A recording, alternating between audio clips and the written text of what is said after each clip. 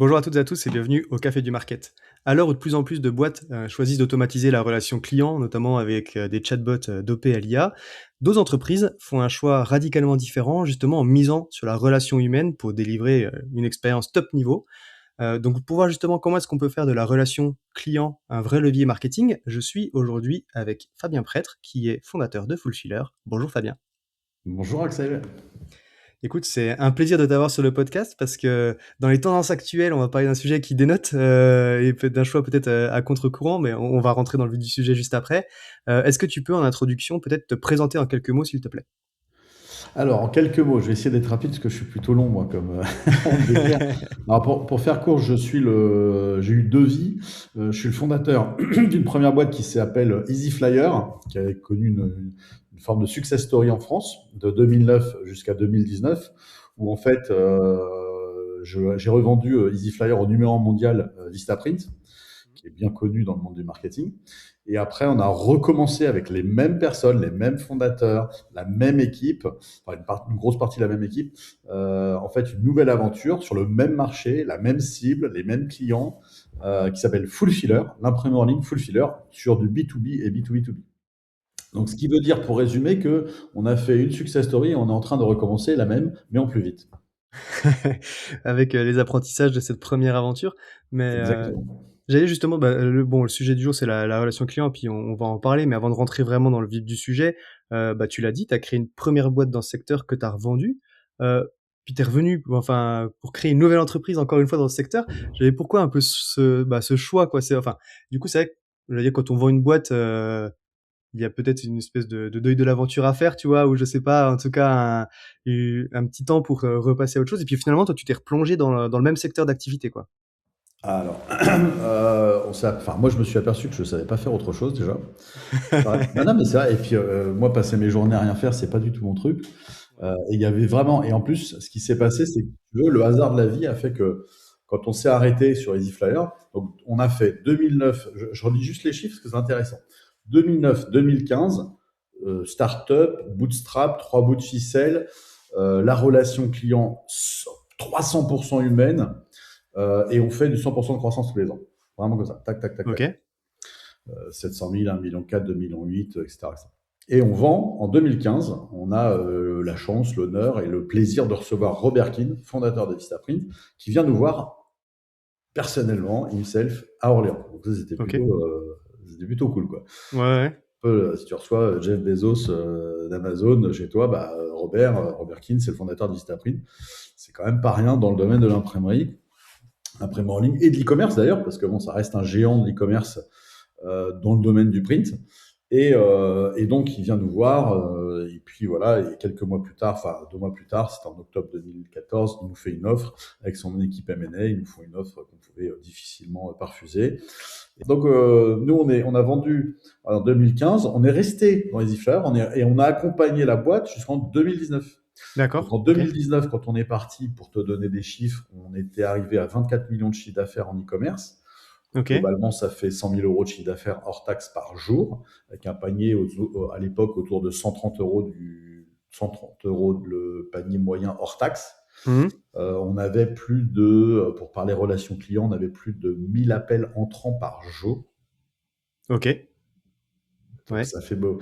Et on était 140 personnes. Voilà. Oups, j'interromps ton épisode 2 secondes pour te parler d'un de mes partenaires qui me permet de continuer à te proposer tout ce contenu gratuitement. Ce partenaire, c'est Heat, H-E-E-E-T, donc avec 3 E. Il faut avouer qu'au marketing, l'attribution, c'est un sujet qui est à la fois prise de tête, parce que tout n'est pas facilement traquable et on a parfois du mal à attribuer d'où viennent les leads, mais essentiel parce que il faut être capable de justifier de l'efficacité des actions et des campagnes marketing. C'est justement là du coup intervient Hit, qui est en fait une solution de marketing intelligence made in France qui va te permettre de mesurer l'impact réel du marketing sur le revenu. Pour ça, en fait, elle est disponible nativement dans ton écosystème Salesforce, HubSpot, et elle va s'intégrer à toutes tes plateformes de pub pour te permettre justement d'optimiser le pilotage de tes campagnes d'acquisition de leads et savoir vraiment d'où viennent les leads justement et d'où vient ton revenu. Bref, si tu cherches à améliorer le pilotage de tes campagnes marketing, c'est la solution qu'il te faut et je t'invite à aller découvrir ce qu'ils font sur leur site heat.io, donc H-E-E-E-T.io. Et maintenant, je te laisse avec ton épisode. Et donc, voilà. Et nous, on est parti en 2019. Alors, on est parti sur un désaccord avec la direction européenne, hein. Ouais, ça peut arriver. ça arrive, Et ouais. on est parti, puis bon, on avait fait l'histoire, hein, parce que finalement, on a fait 2009-2019.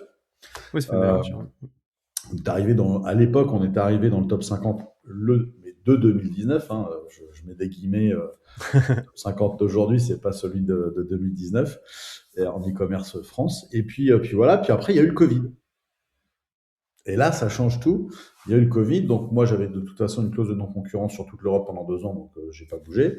Ok, Et finalement, elle est tombée pile poil avec le Covid, ma clause. ok, Vraiment, ouais. c'est vraiment le hasard. Hein. Et donc, sorti Oui, le Covid, c'était pas derrière la Covid, j'imagine. C'est ah, pas toi. c'était le hasard, mais c'est un hasard qui tombait bien. Faut avoir une bonne étoile, comme on dit. Et donc, sorti du Covid, il s'est passé plusieurs choses sur le marché du print, si tu veux.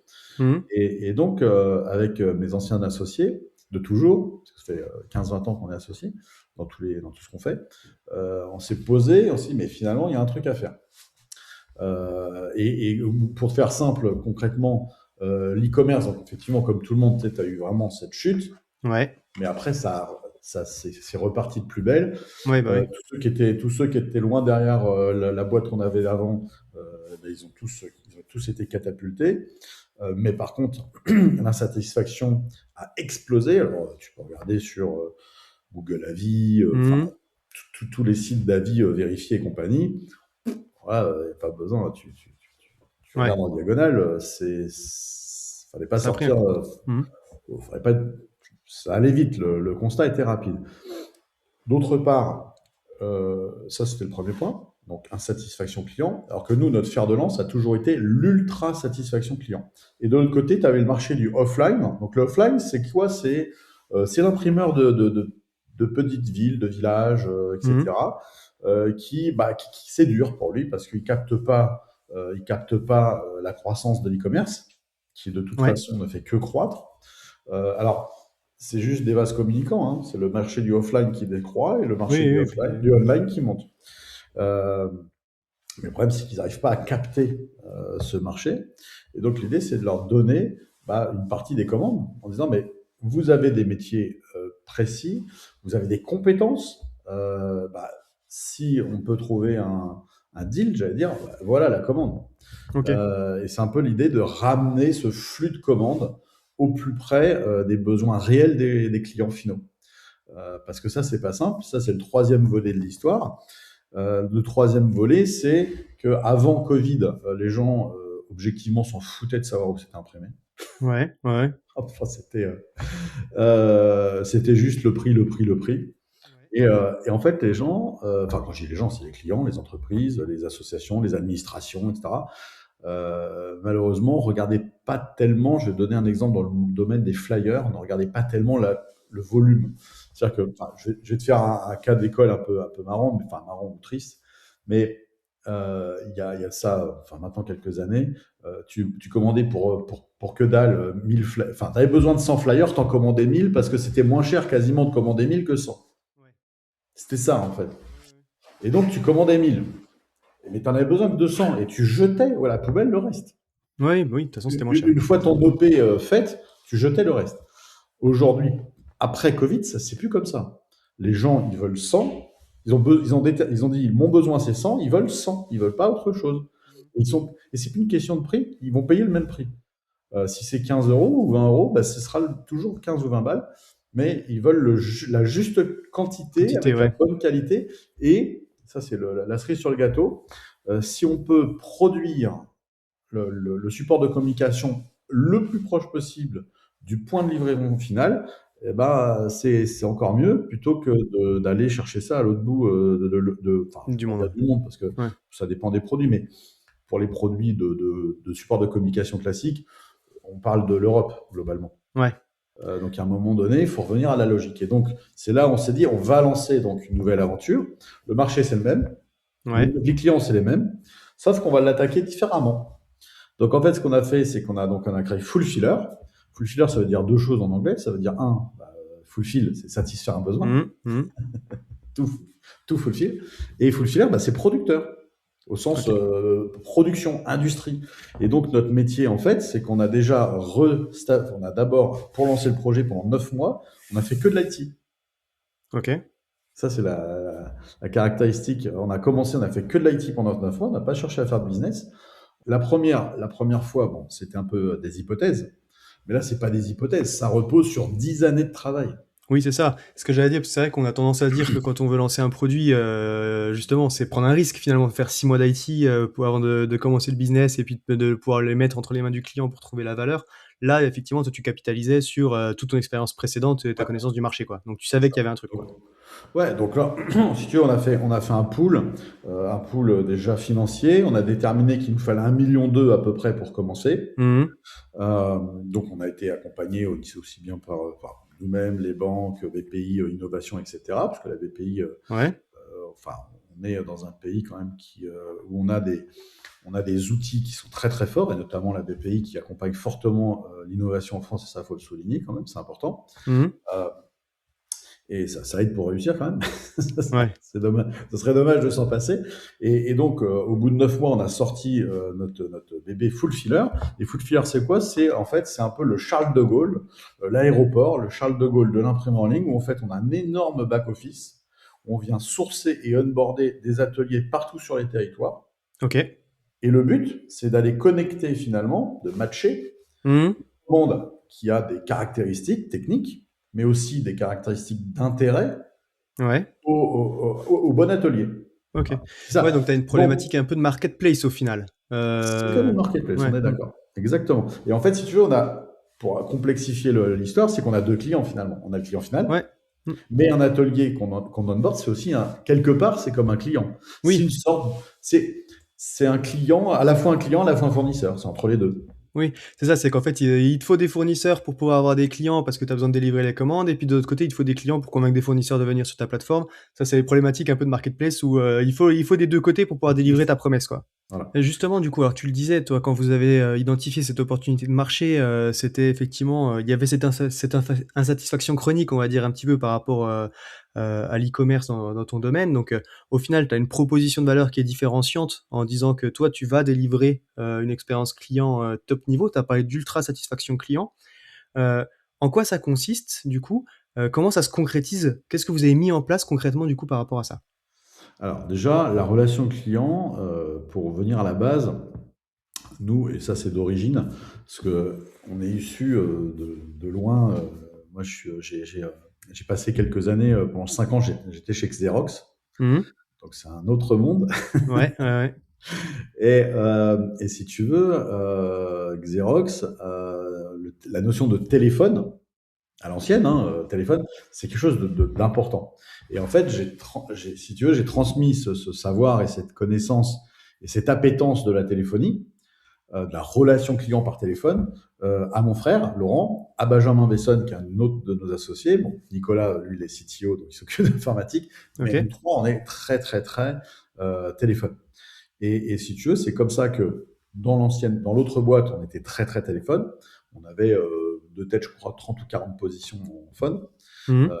Et là, on en est déjà une dizaine, tu vois, Ok. une dizaine de personnes derrière de la relation client. On utilise des outils basiques que tout le monde utilise, qui sont très bien, qui s'appellent Aircall. On était un Ok. des tout premiers clients d'Aircall quand Jonathan avait lancé Aircall, et on en est toujours très très content. On est reparti avec les mêmes outils parce que Aircall, ça fonctionne vraiment Ouais. très bien. Puis on a toutes les datas, les métriques qu'on a besoin, donc c'est plutôt pas mal. Puis pour le remote, ça marche super, donc c'est top. Mhm.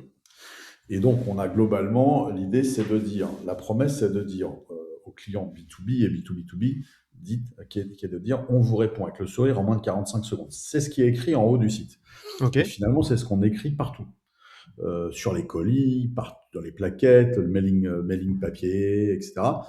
Grosso modo, on incite les gens, les clients B2B, on les Ah, incite à nous appeler. À nous ouais. appeler. Ce qui peut paraître paradoxal à l'heure de l'IA. Bah ouais. Et C'est ce que j'allais te dire. C'est vrai que le choix qu'on voit de plus en plus faire, c'est les chatbots. C'est du ouais, coup en plus avec on l'IA en, derrière. Des fois, tu as même des répondeurs IA en fait. Et le on en but, a c'est mis un. justement de limiter parce que ça a un coût en fait, l'humain salarial notamment pour une entreprise Alors, quoi. on a mis un chatbot qui est en ligne, qu'on améliore au fur et à mesure pour avoir des réponses de qualité et tout. Mais le chatbot, d'ailleurs, celui qu'on a mis en place et qu'on améliore au fur et à mesure, L'idée principale, c'est de dire, et c'est ce qu'on essaye d'expliquer, ce qui n'est pas si simple d'ailleurs, mais c'est de dire aux gens, aux clients, de dire, ça c'est un chatbot IA. Si vous avez une question, vous voulez tout de suite une réponse, genre, elle en est où ma commande, ou un truc basique, tu vois, et que vous n'avez pas envie d'avoir quelqu'un au téléphone, posez la question ici. Et normalement, on va pouvoir, enfin, l'IA va Après, une pouvoir réponse répondre. correcte. Ouais. Peut-être pas. Mais par contre, si la réponse ne vous satisfait pas, n'hésitez pas, appelez-nous. Il y a des humains derrière. Parce que c'est ça le message. Il y a des humains. On ne s'arrête pas à une interface bête et méchante.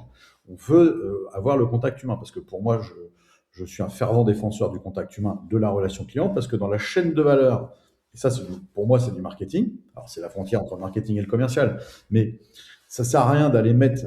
Nous, on est sur une stratégie, ça, on n'en a pas parlé, on est sur une stratégie extrêmement paid. Pour te donner un ordre d'idée, de toujours, hein, on est entre 10 et 15% du chiffre d'affaires mensuel consacré, dédié à l'ADS. À l'ADS. Ok, oui, donc c'est même pas au marketing, c'est à l'ADS. À l'ADS. Ok. C'est à l'ADS. Ouais, non, c'est Avec, gros. Ouais. C'est vrai que les budgets, tu vois, quand on en parle, les budgets market, souvent, quand tu le mesures par rapport au chiffre d'affaires, t'es plutôt de l'ordre de 7-10%. Enfin, 7-10%, c'est déjà pas mal, quoi. C'est au panier, quoi. Donc là, pour toi, donner c'est des 10-15 chiffres, que de l'ADS, quoi. ouais, donc pour donner des chiffres très très concrets, les budgets, donc là, tu vois, on est au mois de mai 2026, on tourne entre 150 et 200 000 euros mensuels Ok, d'ADS. ok. C'est énorme. Ouais. Enfin, c'est énorme. C'est rapport au chiffre d'affaires. Encore une fois, c'est Voilà, une question de ROI, quoi. on est d'accord. Et dedans, tu as un mixte entre du Google, avec toutes les branches de Google, Shopping, YouTube, etc. Un peu de Bing. Ouais. Ça marche, très Ça bien. marche, hein. C'est moins cher, d'ailleurs, aussi. C'est bien. Et Souvent, après, ouais. on a une stratégie, une stratégie que moi j'aime bien sur Meta. Meta, mais très tournée vidéo. Ok. J'aime beaucoup Meta vidéo. C'était pas vrai dans l'ancienne aventure. Meta vidéo, c'était pas Ouais, peut-être une foufou. question de timing aussi, on va dire, dans le. Ouais. Aujourd'hui, on est pour le moment, ça changera peut-être dans 6 mois, dans un an, dans 2 ans, je sais pas. Mais en tout cas, depuis 3 ans, écoute, depuis 3 ans, enfin 3 ans et demi, depuis l'ouverture de Fullfiller, on a une très très belle croissance, il faut que je te dise les chiffres. Mais Meta Vidéo, pour nous, ça cartonne. Les résultats sont vraiment exceptionnels. Alors par contre, ça demande de l'engagement. Faut mouiller la chemise. Ouais, ouais, ouais. Parce que la plupart des vidéos, alors, un tout petit peu moins, depuis quelques mois, on essaye de faire d'autres choses. Mais depuis le début, c'est moi qui me mets en scène en vidéo. J'en ai vu. C'est ça, parce que du coup, quand on a préparé l'interview, bah évidemment, en fait, de toute façon, moi, je suis passé voir. Ouais. Puis je te disais, en plus, je t'ai envoyé un de mes Ah, clients, t'as du dû coup, être aussi, arrêté, hein. déjà. Et du coup, j'ai été retargeté, Ah effectivement, bah oui. par des vidéos où je te vois déplier des bandes Ouais. gonflables, des trucs comme Ouais. ça. Donc c'est Et ça, en plus, donc, c'est que c'est des vidéos un peu. C'est toi qui présentes des produits. C'est ce que j'allais dire, c'est des alors, vidéos incarnées, du coup. C'est pas des incarné. films promo Non, non, non, non. motion, quoi. Alors, Ouais. ça, je peux t'en parler. Moi, et en plus, dans les, j'allais dire les tips à partager, je pense que pour les entreprises, les PME, enfin, toi, les TPE ou PME, même grand groupe, mais en tout cas, les TPE, PME, c'est des choses qu'en B2B et B2B2B, on voit pas assez, je pense. Ouais, ouais, ouais. Ça commence, là, on voit que ça commence. Mais il faut accélérer, parce que pour le coup, il n'y a pas de concurrence. Ouais, mais Alors, c'est vrai que Meta, en plus, en B2B, on le voit assez peu, quoi. Enfin. en fait, moi, je pars du principe que le chef d'entreprise, ça doit être le porte-étendard de l'entreprise. C'est son bébé, c'est son entreprise. Alors lui, avec les fondateurs, bien sûr, mais c'est lui qui représente l'entreprise. Et quelque part, même si c'est pas forcément un vendeur né, on n'est pas tous des vendeurs nés, bah, en théorie, faut qu'il puisse présenter son Bah, il doit entreprise d'une l'incarner, manière ouais. ou d'une autre. Un peu comme si physiquement, il ouvrait la porte de sa boîte. Tu vois, tu arrives, tu es devant son entreprise, Mm. c'est lui qui t'ouvre et qui te présente sa boîte. Bah là, c'est un peu pareil. Et l'idée, c'est d'incarner ça, d'incarner l'énergie que tu as envie de transmettre aux gens. C'est quoi ta boîte? Enfin, toi, l'énergie, y compris RH, dans la boîte, bah, c'est à toi de le faire. Mm. Donc, les gens, effectivement, en ce moment, enfin, depuis 3 ans et demi, n'arrêtent pas de voir le barbu, Ouais. ce qu'il m'appelle comme ça. Et je le fais. Et aujourd'hui, enfin, on en est à, enfin, c'est plus de 10-20 millions de vues. sur Ouais. Meta, et les ROI, on est entre 10 et 15 en Ok. ROI Meta. Ok. Donc les ROI sont, alors je mets des guillemets à Meta, bien entendu, mais c'est des ROI donnés par Meta, euh, qu'il faut que tu croises après, etc. etc. Mais bon, ça reste des très très bons ROI, et ça vaut le coup de le faire, sachant que les coûts de tournage sont de zéro, hein, quand même, il faut le dire. Ouais, bah ouais. Il n'y a pas de coût de tournage, tu n'as pas d'équipe. Oui, oui. Puisque le but de C'est du ce temps, quoi. type de vidéo qu'on parle, Mm. c'est des vidéos qui doivent être rapides. Donc on parle, alors on a, grosso modo, on a entre 2 et 3 formats. Tu as le format moins de 15, enfin, 15 secondes et en dessous, mais précisément, hein, 14,9 pour être précis. Après, tu as le format moins de 30 secondes, et on va dire le dernier, c'est 45. Ok. Mais c'est intéressant de panacher. Parce que Mhm. au début, je croyais que le 15, il n'y avait que ça, puis finalement, non. Il y a un peu de tout. Mais il faut se mettre en scène, et il faut personnifier, et il ne faut pas oublier que dans l'image, tout ce que tu ne peux pas, parce que dans 15 secondes, c'est un exercice marketing que moi j'adore, parce que là, c'est vraiment du market. Ouais, bah ouais. C'est du market 100%. Il faut réfléchir au moindre détail que tu vas mettre dans l'image, parce qu'en 15 secondes, objectivement, on ne peut pas dire grand-chose à l'oral. Mm.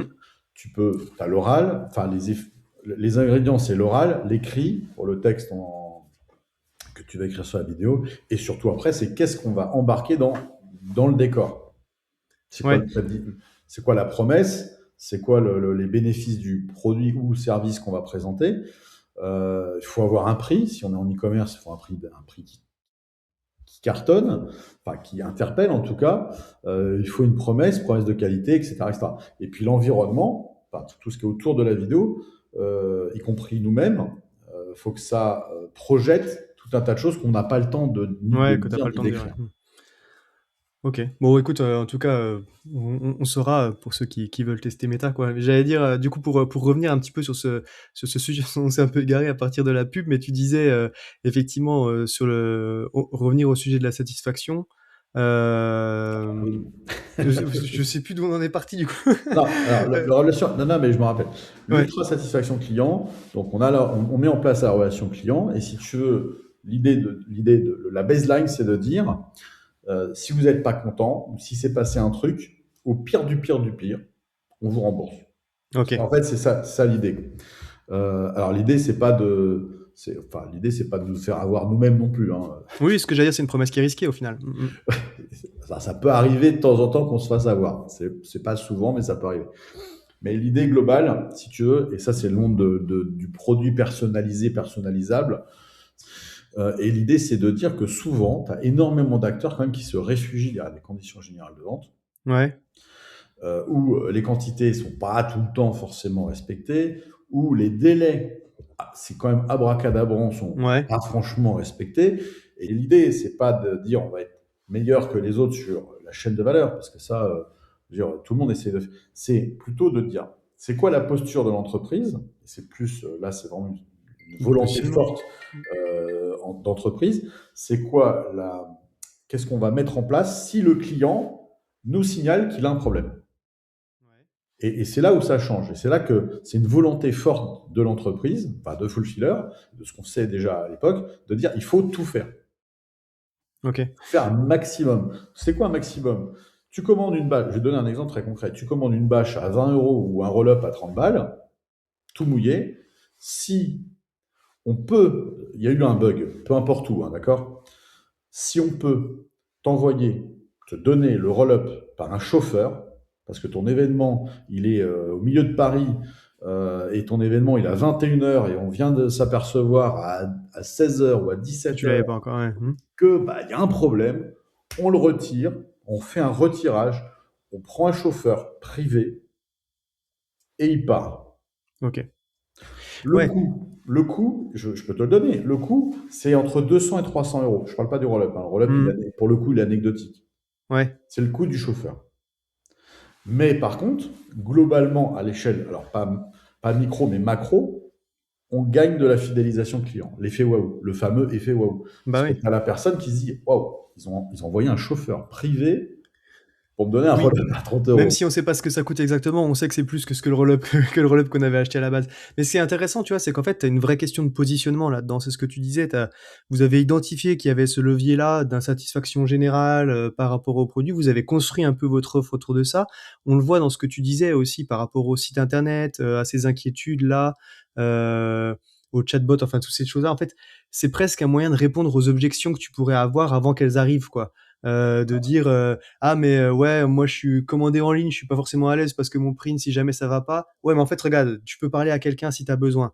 Ah OK, bon, mais par contre, quand s'il arrive, ben c'est pas propre. Oui, ben en fait, on peut même aller jusqu'à te rembourser, en fait. Et Ah puis oui. du coup, donc tu traites un peu toutes ces objections avant qu'elles arrivent. Et puis après, en plus, en réassurance, bah du coup, ça va te permettre derrière d'aller collecter tous les témoignages et tout ce qu'on peut avoir de façon classique, Tu sais, témoignages, notes, avis en fait, Google, le machin. remboursement, pour moi, ça fait aussi même partie des valeurs humaines de la boîte. Donc, c'est au niveau même Mmh. RH. Je veux dire, quand tu veux souder une équipe, quand tu embauches des gens, tu dois embaucher des gens qui ont les mêmes valeurs. Enfin, sinon, Ouais. sinon, ça va Oui, être oui, oui. Non, compliqué. mais c'est vrai, c'est vrai. Une des valeurs, c'est de dire, on peut ne pas être bon techniquement parlant sur un sujet, on peut louper une commande, mais jamais on pourra se faire alors traiter d'incompétent, insulter d'incompétent, mais jamais, jamais de voleur, jamais. OK, ouais. Et pour moi, tu vois, il y a une frontière. Mmh. On me dit je suis incompétent, pas de problème. Tu seras toujours l'incompétent de quelqu'un. Ouais. Non, mais Oui, par oui, non, contre, mais c'est vrai, voleur, tu pourras c'est pas satisfaire à 100 tout le monde, on est d'accord, de toute façon, quoi non, qu'il arrive. non, non, Ouais. ça c'est le 100%, malheureusement, ça n'existe pas. L'idée est de là. Alors, il y a aussi un autre truc. La relation, le fait de donner ce type d'arme à ton équipe de relations clients, c'est aussi un moyen de leur donner un vrai outil de transformation commerciale, Ouais. sachant que, je te dis, puisqu'on a une stratégie paid qui est très forte, le client, quand il arrive, c'est ce que je dis toujours aux équipes, le client, on a chèrement payé le fait qu'il passe la porte, il faut surtout s'occuper de lui, le chouchouter. Ouais. Pardon, j'allais dire parce que du coup, tu as dit effectivement, tu mets le doigt sur une notion qui est importante, c'est qu'au final, ça a un coût. Bon, effectivement, tu parlais des coûts des ads et tout pour faire venir des gens, mais ce coût de la relation client, de mettre des conseillers, physiques qui peuvent répondre au téléphone, tout ça, c'est un investissement, aussi. Est-ce que tu as un moyen de mesurer, l'effet, de cette approche sur ton acquisition, sur tes coûts marketing, Alors, peut-être sur la fidélisation aussi, ou que ça va plus jouer sur la lifetime value, on va dire, que absolument. Alors, pour la LTV, pour l'instant, parce que nous, ça fait 3 ans et demi, c'est court encore, ouais. Mmh. c'est un petit peu court. On commence à avoir les datas sur les cohortes. Ouais, Les premières cohortes sont plutôt, ce qu'on analyse les cohortes. Alors, au début, tu les analyses par mois, après, tu les analyses par trimestre. ouais. Après, mais là, en année, Faut avoir du volume de ça toute façon pour que ce soit pertinent, ouais. ouais, Mmh. Mmh. alors, en volume, on a en 3 ans et demi, on a commencé en juillet 2022, pour être précis. OK. La première année, donc 2023, on a fait 400 000 euros de chiffre d'affaires, après 2,5 millions direct, 5 millions dans la foulée et 8,6 millions après. Et là, on OK. va sur 14 millions, OK. pour te donner la tendance. On est sur un panier moyen qui est un peu plus haut que l'aventure précédente, parce qu'on est sur des paniers moyens de 200 euros hors taxe. OK. Alors, un panier moyen de 200 euros hors taxe dans le domaine de l'impression, ça veut dire que tu as des commandes à 20 euros.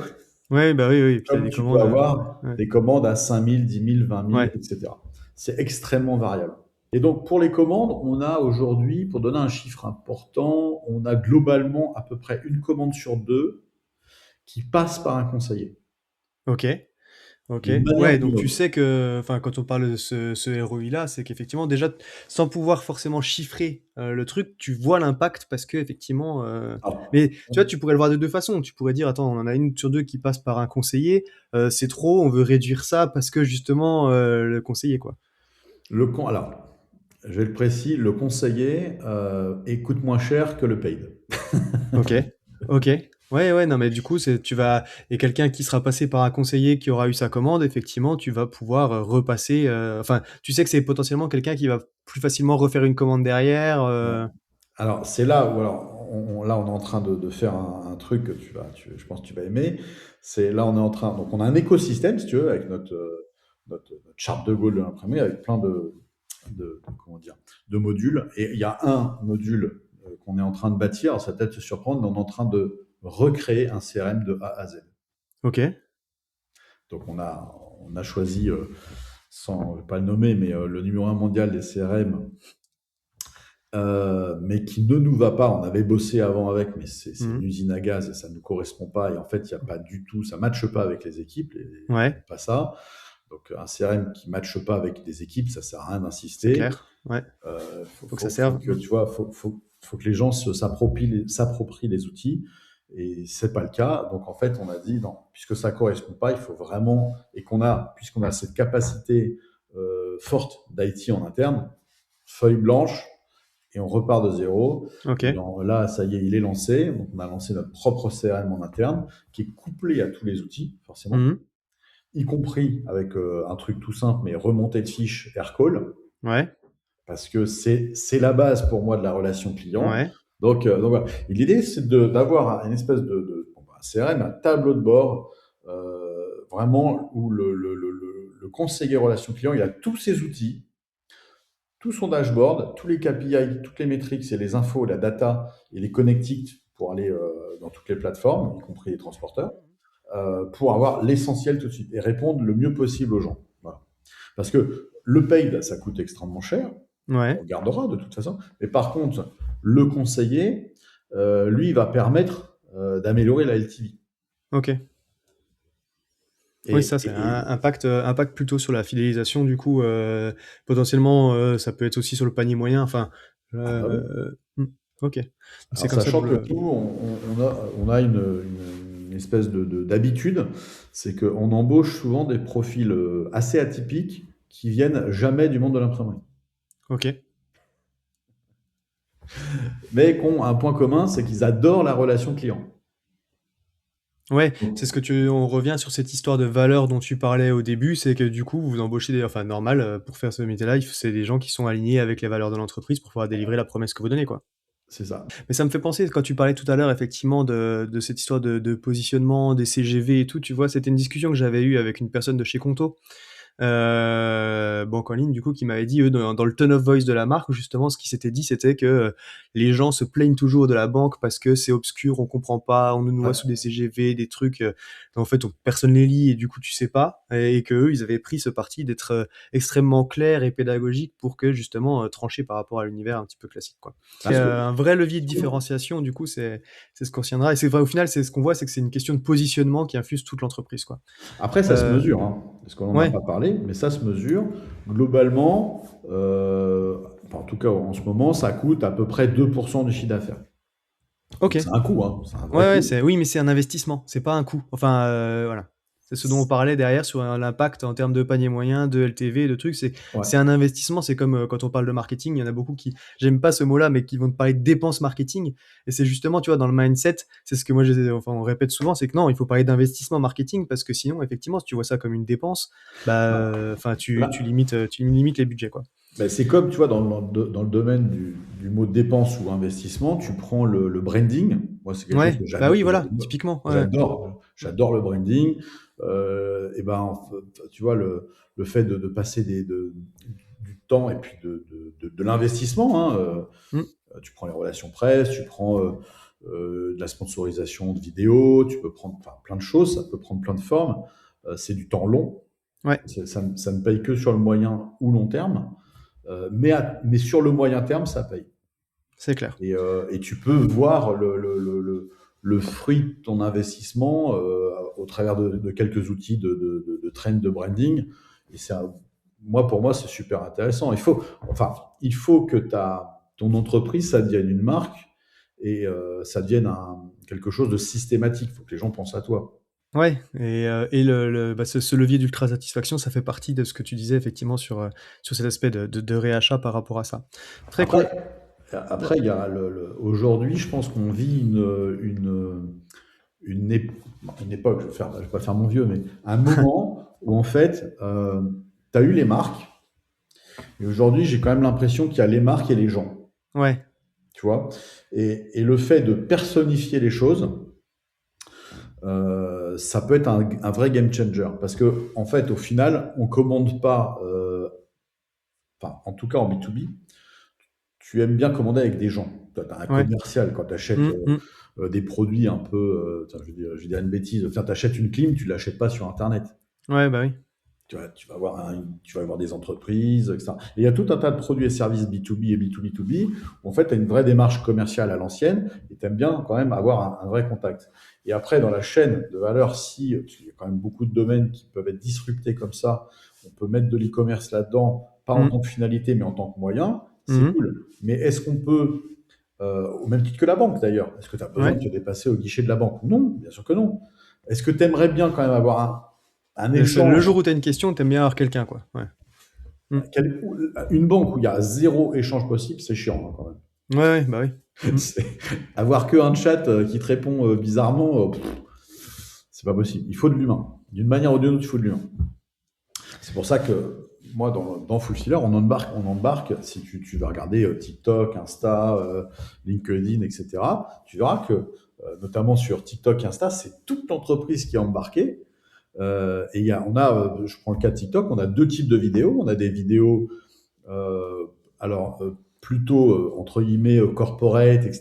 Puis on a un autre type de vidéo où là, en fait, en interne, ils ont carte blanche Ouais. et ils font ce qu'ils veulent. Donc ils vont faire des trucs drôles, des trucs Mmh. fun, des trucs qu'ils aiment. L'idée, c'est carte blanche. C'est pour, je veux que ça, qu'ils qu'ils transmettent la réalité de la boîte, comment elle est. Ça, OK. c'est important. Pour moi, c'est important. Si le client qui tombe là-dessus, il sait où il va imprimer.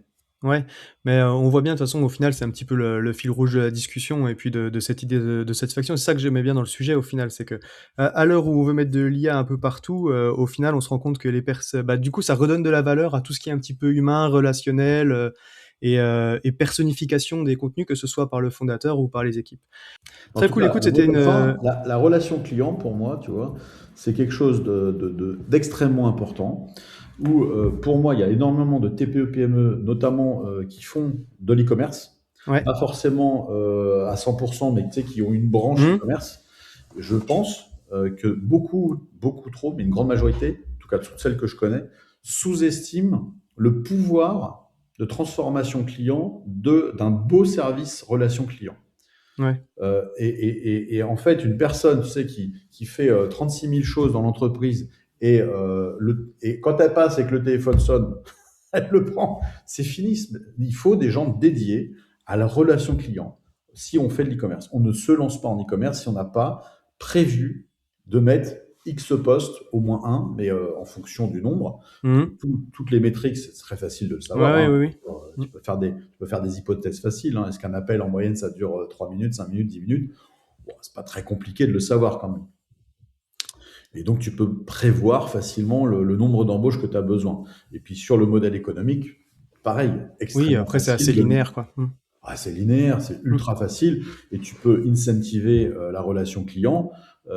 Tes collaborateurs, tes collaboratrices, c'est facile de les incentiver puisque tout est. On peut tout suivre. C'est vachement Ouais. facile. Ça marche. Bah, écoute, merci pour ton partage, d'expérience, Fabien, c'était super intéressant et puis bon, bah, de toute façon, s'il y a des petites questions pour toi, bah, il y a, LinkedIn, allez voir aussi sur Fulfiller et puis, bah, maintenant, moi, je te souhaite une bonne journée. Merci Axel, bonne journée. Salut.